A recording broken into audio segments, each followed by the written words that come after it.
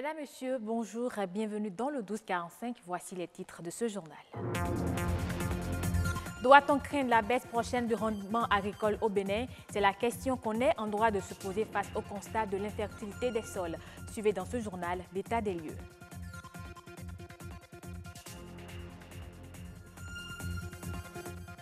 Nos dents sont l'image de notre alimentation. Nous mangeons bien, elles se portent bien. Et il existe des aliments qui favorisent une bonne santé buccale.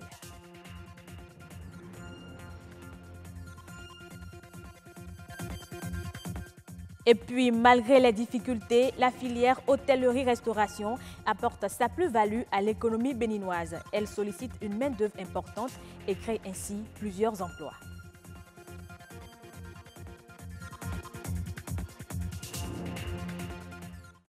Deux éléments essentiels font du sol un facteur pour la croissance du secteur agricole, sa superficie et sa fertilité. Et quand la fertilité prend un coup, la productivité s'en ressent. Au Bénin, les sols s'appauvrissent et ceci pour plusieurs raisons. Dans ce reportage que vous allez suivre, Koudous Abdoulaye fait un état des lieux.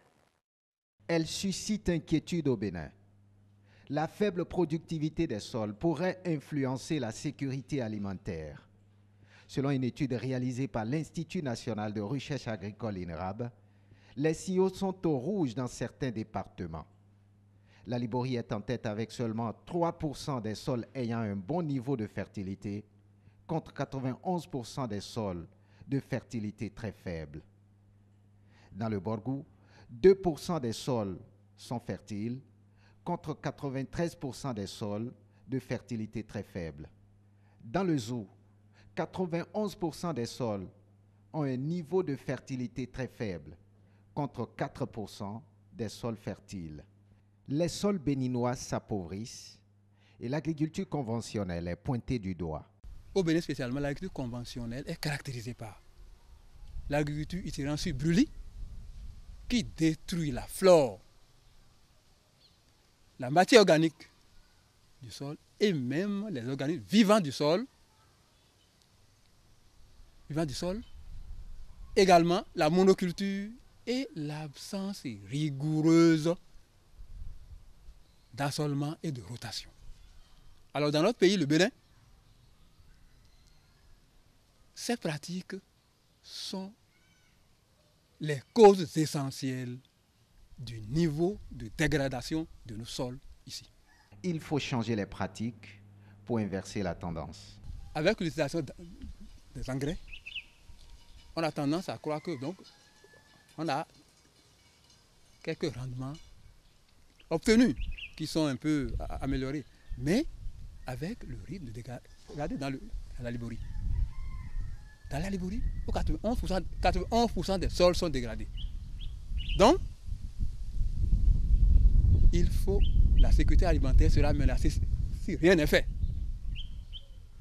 Donc, il faut que le producteur soit formé et appliquer les mesures de gestion durable des sols. Une gestion durable des sols pour renforcer la sécurité alimentaire au Bénin. Que faut-il manger pour des dents en bonne santé et une hygiène bucco-dentaire? L'alimentation joue un rôle préventif dans l'apparition des maladies liées à la cavité buccale. Zoom sur les aliments qui favorisent une bonne hygiène de la bouche dans ce reportage présenté par Rodrigue Babaguito. Mâcher, sourire et parler à une personne devrait être un plaisir. Mais pour les patients souffrant de maladies bucco-dentaires, c'est un véritable enfer.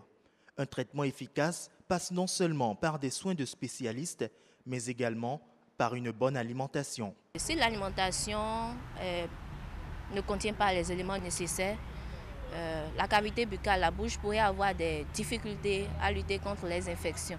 Nous avons par exemple la vitamine A, la vitamine E, la vitamine D, la vitamine C, la vitamine B, le calcium, le phosphore, le magnésium, le sodium, le potassium, pour ne citer que ceux-là. Pour trouver une bonne dose de calcium, par exemple, vous voyez notre yaourt, le fromage, tout ce qui est d'origine latée sont très pourvoyeurs de calcium. On n'a même pas besoin d'aller acheter des médicaments riches en calcium nécessairement avant d'en avoir. En plus de ça, il y a des fruits. Il y a des fruits qui sont aussi riches en phosphore. Et cet avocat, par exemple, que nous consommons, peut-être avec du pain ou bien dans du plat, avec la salade, nous conseillons parce que c'est riche en phosphore. Les aliments riches en calcium, par exemple, notre poisson de mer, les crevettes, tous ces aliments, les crabes que nous consommons sont souvent riches en calcium. Et nous conseillons souvent ces aliments. Vous voyez, notre gombo que nous prenons sont riches en calcium. Et donc, c'est autant d'aliments que nous devons privilégier. Privilégier des aliments, oui, mais de saines habitudes peuvent également aider dans la prévention du mal. Après le repas, il faut vraiment boire un peu de l'eau pour rincer la bouche, éliminer les débris qui se sont d'une manière ou d'une autre entassés dans les petits espaces qui existent au niveau des dents. Deuxième élément, c'est que nous conseillons que nous devons nous brosser tout au moins les matins au réveil, les soirs au coucher et si possible après les repas. C'est très important. La santé bucco-dentaire est essentielle pour l'état général et la qualité de vie. Prenons-en donc soin. Un secteur pourvoyeur d'emplois et qui apporte également de la plus-value à l'économie du tourisme, c'est bien évidemment la filière hôtellerie-restauration. Au Bénin, malgré les difficultés, le secteur arrive tout de même à se hisser parmi les domaines qui sollicitent le plus de main-d'œuvre, hôtellerie et restauration. Un coup de pouce pour l'économie, c'est un reportage signé Igor Ayoso, Herman Rodrigue Amégan. Juste un sac à dos, parfois une petite valise, et le touriste va à la conquête du monde. Visiter, échanger, consulter, découvrir, manger, dormir, son séjour se résume généralement à cela. Au Bénin, le tourisme génère environ 2,6% du produit intérieur brut et fournit à peu près 5,6% de la totalité des emplois. Les secteurs de l'hôtellerie et de la restauration y prennent une part prépondérante. Le secteur de l'hôtellerie consomme beaucoup de personnes. Vous savez, aujourd'hui, lorsqu'on prend tous les métiers porteurs, il y a beaucoup de ces métiers qui se retrouvent dans l'hôtellerie, notamment le tourisme. Quand on prend une période de 6 mois, en dehors des offres d'emploi relatives au commerce, à l'industrie et aux autres secteurs, l'hôtellerie occupe une grande partie. C'est un secteur qui est promoteur d'emploi. Et c'est ça que nous n'avons pas compris. C'est-à-dire le tourisme était malade depuis l'indépendance. Selon les chiffres de l'Agence nationale pour la promotion de l'emploi, 12% des offres et opportunités reçues pour le compte de l'année 2017 dans le littoral relèvent du domaine du tourisme et de la restauration. Les données sont presque élogieuses, mais il ne faut pas pour autant s'extasier. La formation reste une priorité afin de répondre aux standards internationaux. Il faut dynamiser ce secteur-là en formant énormément les gens, parce que rien ne vaut la formation. Si vous êtes formé, vous trouverez à faire la restauration, la cuisine, l'hébergement. Ça s'apprend.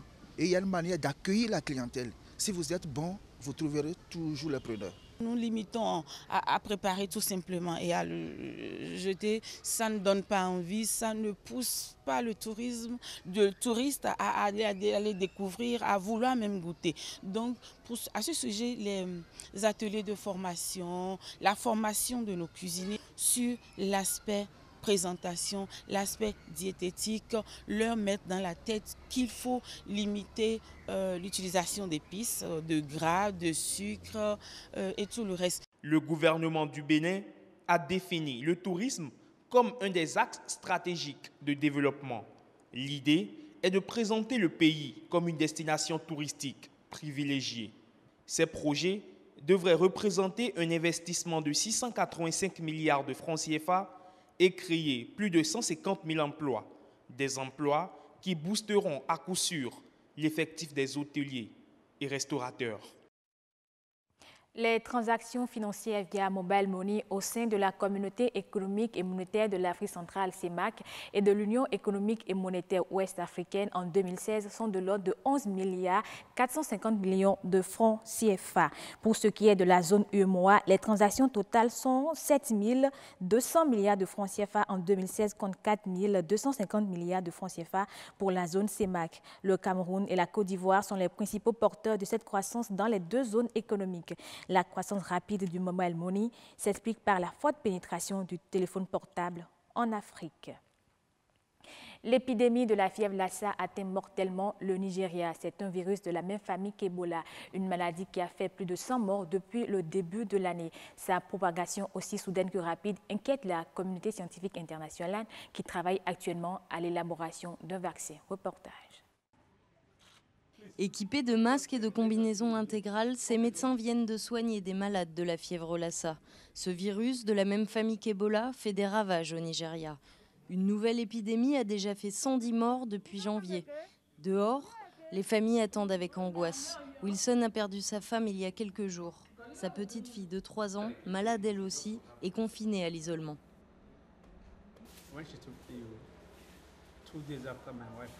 Quand ma femme est tombée malade, 2 jours après, on l'a enterrée. Parce qu'elle avait les mêmes symptômes que la fièvre de Lassa, mais nous ne le savions pas parce qu'elle était enceinte. Plus de 350 cas ont déjà été confirmés au Nigeria. Dans l'état d'Edo, au sud du pays, les patients affluent à l'hôpital d'Iroua. La fièvre hémorragique Lassa reste méconnue dans cette région pauvre et rurale, la plus touchée par l'épidémie.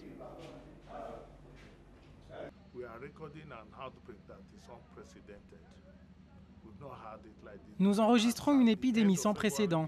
Nous n'avons jamais vu ça avant. Depuis fin février, le nombre de cas positifs recensés est beaucoup plus élevé que ce que nous avons eu sur toute l'année 2017. Dans cet institut de recherche, des échantillons de la fièvre Lassa arrivent de tout le pays. C'est le seul laboratoire au Nigeria à pouvoir diagnostiquer la maladie en 24 heures, avec des chercheurs venus du monde entier. Une équipe de l'OMS sensibilise le personnel médical et les familles pour éviter la propagation du virus.